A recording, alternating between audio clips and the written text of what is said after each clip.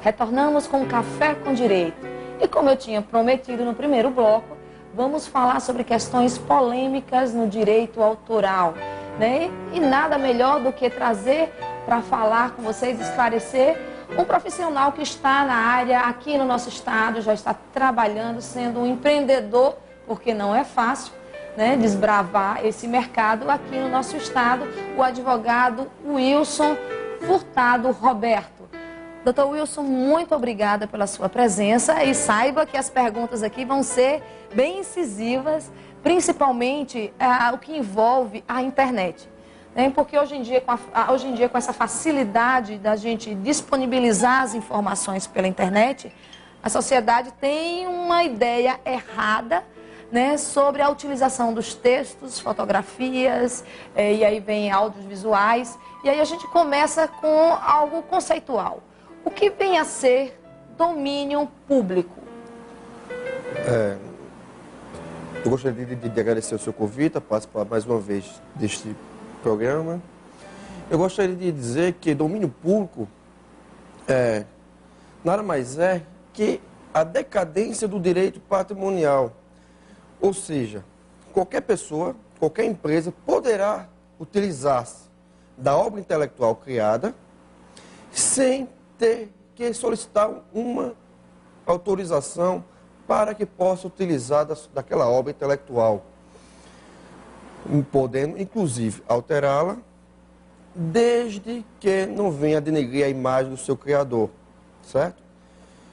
No entanto, ele deverá sempre constar a sua autoria, pois os direitos, a grande maioria dos direitos morais, permanecem com a obra, pois são eternos. E qual seria o prazo para que a obra ela seja considerada de domínio público?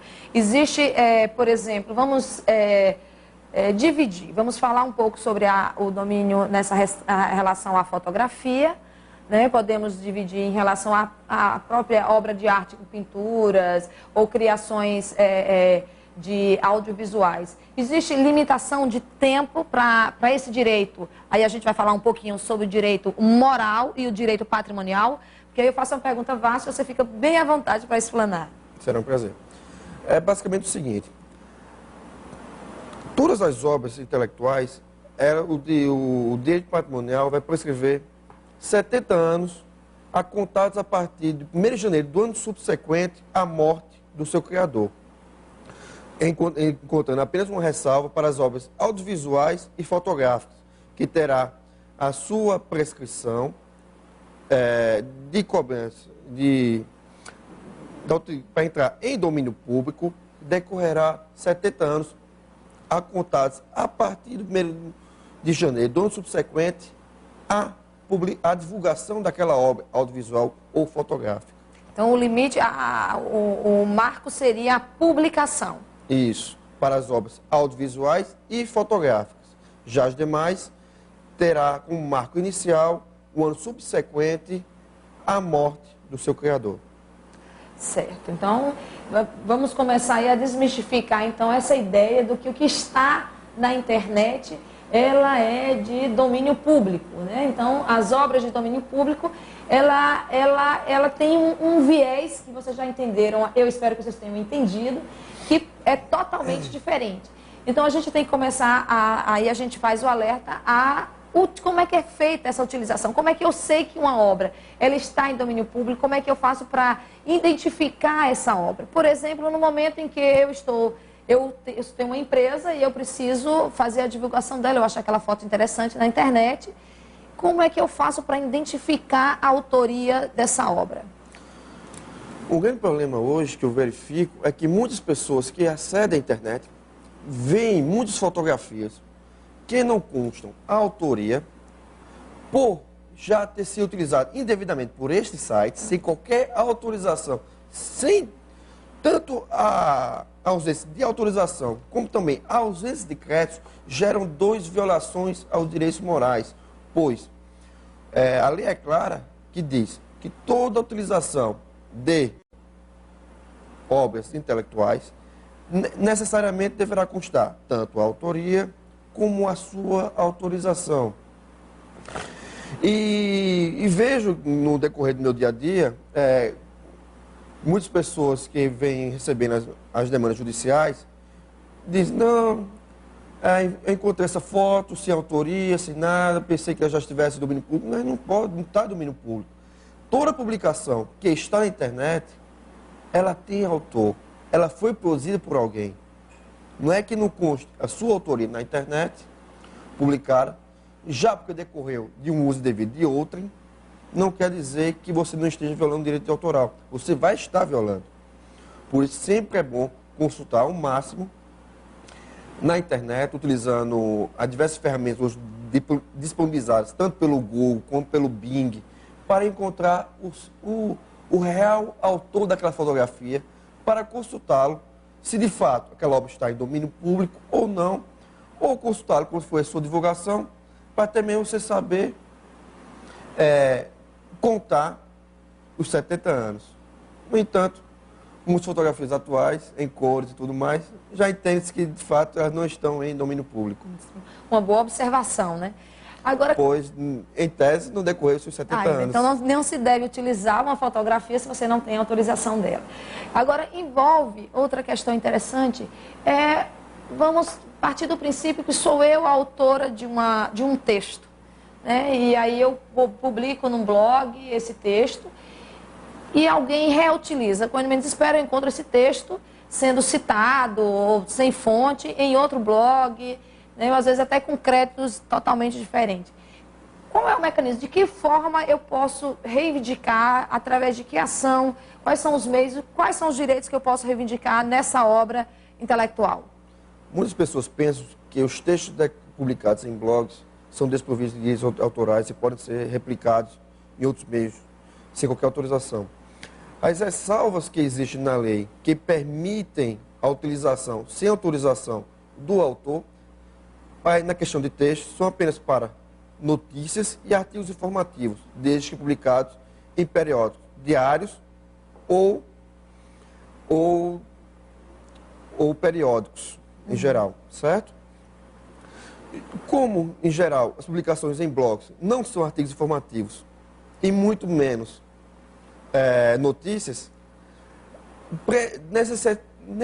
necessário será sempre a requisição de uma autorização do seu criador. Certo? E para quem esteja violando, quem esteja sendo violado, na verdade, ele poderá entrar com ação indenizatória por danos morais. E se você tiver também como provar que você esteja também perdendo algum valor patrimonial, você também poderá requerer uma reparação material por ter havido uma violação ao seu direito autoral. Até porque, para um profissional, é como aquela história, o pai, quando tem um filho brilhante, ele quer ser reconhecido como o pai do filho, né? E ter orgulho daquilo. Então, um profissional, quando tem uma boa foto, ou tem um bom texto, ele tem o orgulho de ter o nome reconhecido, né? Ele ter aquele direito de poder colocar ali a divulgação, porque isso amplia e qualifica cada vez mais o profissional. Mas vamos falar um pouquinho do nosso mercado aqui no nosso estado da Paraíba. Como anda pensando, por exemplo, as agências de publicidade, que trabalham muito com fotografia, e uma fotografia que ela tem um retorno financeiro. Como anda pensando, por exemplo, a própria população, de uma forma geral, em relação aos direitos autorais? Porque a gente deixa sempre claro que o programa Café com Direito tem um objetivo de cumprir um pouquinho de suprir um pouco essa lacuna, que é a falta do conhecimento do direito. Apesar de que nós temos uma informação, ou já temos um senso de que ninguém pode alegar que desconhece a lei. Isso a gente coloca entre aspas, porque a gente não é dada a condição ao cidadão de conhecer todas as leis que são impostas, né, no dia a dia. Então, como anda a população e como anda pensando o judiciário paraibano? O judiciário, eu tenho obtido ganho em praticamente todas as ações, em torno de 99%, e o judiciário está reconhecendo de fato que é uma violação ao direito moral, à utilização indevida por outros, sem sua autorização, certo? Vejo também que muitas agências, muitas empresas hoje faz já terem recebido alguma demanda judicial neste sentido,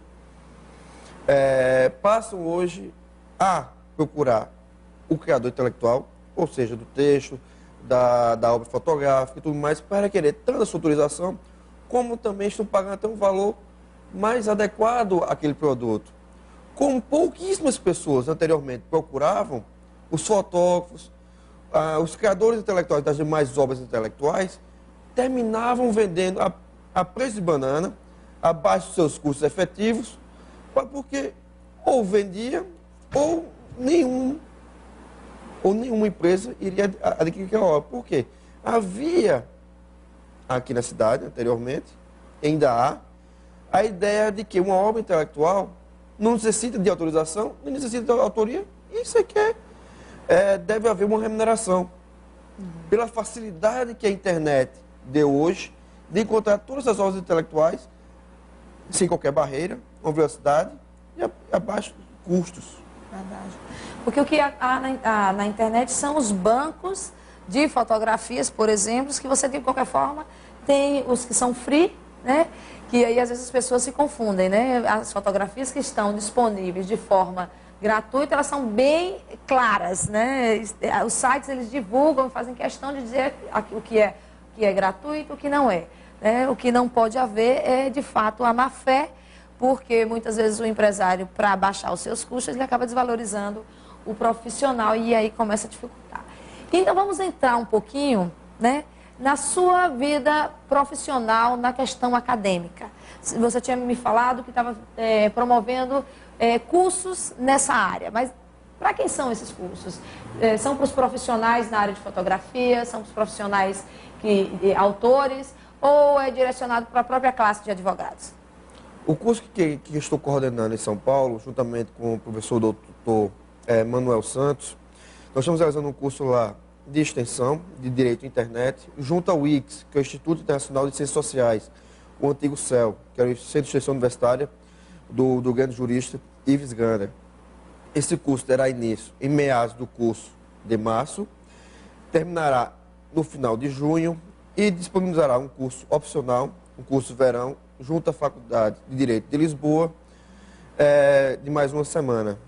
E quem fizer este curso receberá tanto uma certificação pelo ICS, como pela Faculdade de Direito de Lisboa. Serão abordados nesse curso matérias como direito autoral, serão abordados matérias sobre comércio eletrônico, contratação eletrônica, proteção do consumidor, tributação e outras matérias. Todo o curso é considerado apenas mestres, doutores, doutorandos e pós-doutores. Como é que o nosso ouvinte, que tiver algum interesse, é só para advogados, nessa limitação, como é que ele pode ter acesso a mais informações, como é que ele pode ter para se inscrever, para pegar até mais informações, tem algum site, algum dado mais... Esse curso pode-se obter mais informações no www.ics.edu.br.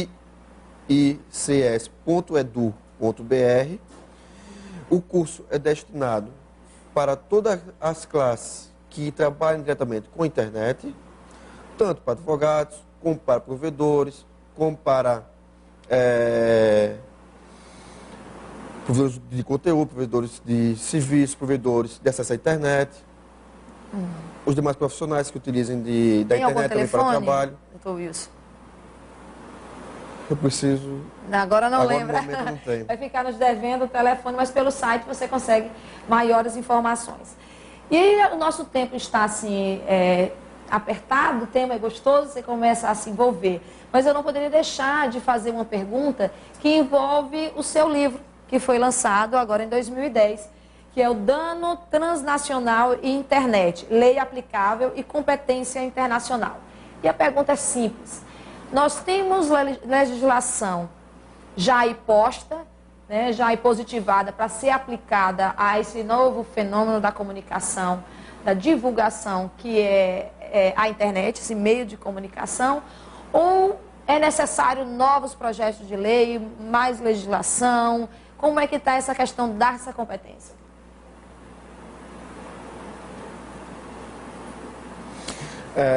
O que eu vejo é o seguinte: no Brasil, todas as leis genéricas são aplicáveis à internet, certo? No entanto, em algum momento ou outro, essas leis devem ser readequadas para a real necessidade da atualidade, certo? No entanto, principalmente no que trata, que eu venho a tratar do meu livro, que foi decorrente dos meus estudos, no decorrer do meu mestrado em Lisboa, certo? Eu procurei identificar qual a lei aplicável e onde é que eu posso, qual é a competência para que tribunais podem conhecer da ação judicial, tanto por violações à propriedade intelectual na internet, como violações aos direitos da personalidade, certo? Como também eu venho concluindo que seria adequado a criação de convenções e de acordos internacionais para que houvesse uma uniformização das leis mundiais para que não trouxesse controvérsias a tais violações. Pois, por exemplo, ao direito autoral, por exemplo, o direito autoral ele tem o princípio da territorialidade. Em cada país existe um direito autoral, mas com base nas convenções já existentes, você só pode requerer um direito autoral em outro país, se ele for também reconhecido como direito autoral naquele país, e se aquele direito autoral no seu país de origem, onde você publicou originariamente, ele também for. Ou seja, por exemplo, nos países anglo-saxônicos, eles não reconhecem o direito moral sobre a obra, apenas os direitos patrimoniais. Que aí vem o direito de sequência também, né? Então, por exemplo, se houver uma violação aos produtos, aos softwares da Microsoft no Brasil, a Microsoft poderá apenas requerer uma reparação patrimonial e não moral. Por quê? Não existe uma previsão na lei norte-americana para os direitos morais. Então, para que ele possa enviar ao judiciário brasileiro, isso poderá requerer os direitos patrimoniais. E as violações realizadas no Brasil fazem com que o Brasil torne-se competente para conhecer daquela matéria, daquela violação aos softwares. Então, eu diria que o Brasil, nessa questão de proteção aos direitos autorais, ele está um pouco além de alguns outros países. O direito autoral brasileiro é um dos mais protetivos do mundo. Inclusive, ano passado foi lançado um marco civil para que houvessem modificações necessárias, algumas liberações para tornar o direito autoral brasileiro um pouco mais flexível, um pouco mais próximo aos direitos autorais da Europa, por exemplo. Por exemplo, uma fotografia no Brasil para ser protegida, basta que ela exista, basta que ela seja clicada, por exemplo. Já na Europa, faz necessário para que a proteção à fotografia ela decorra de um conhecimento científico mínimo, artístico mínimo, tipo utilização de imagens específicas, utilização de palco, utilização de cenário, utilização de iluminação. Ficaria muito subjetivo, conceito muito subjetivo para se analisar. A mesma coisa de foto, se você proteger foto que é considerada foto artística, aí fica algo muito subjetivo, não causaria... O grande problema da lei é que sempre haverá um subjetivismo, a necessidade de ser reconhecida pelo judiciário, através de entendimentos jurisprudenciais, qual o entendimento que ele vai entender que seja daquela porque hoje em dia, o juiz, o judiciário ele não faz nenhum juízo de valor, de qualidade de fotografia para protegê-la. Hoje no Brasil não se faz. Não existe qualquer ressalva na lei, diz, qualquer obra fotográfica será protegida, desde que ela não seja retrato sob encomenda, que não será necessário. Se for sob encomenda, a pessoa que encomendou ou a pessoa retratada, se autorizar, a pessoa que encomendou, ela poderá ser utilizada sem autorização do...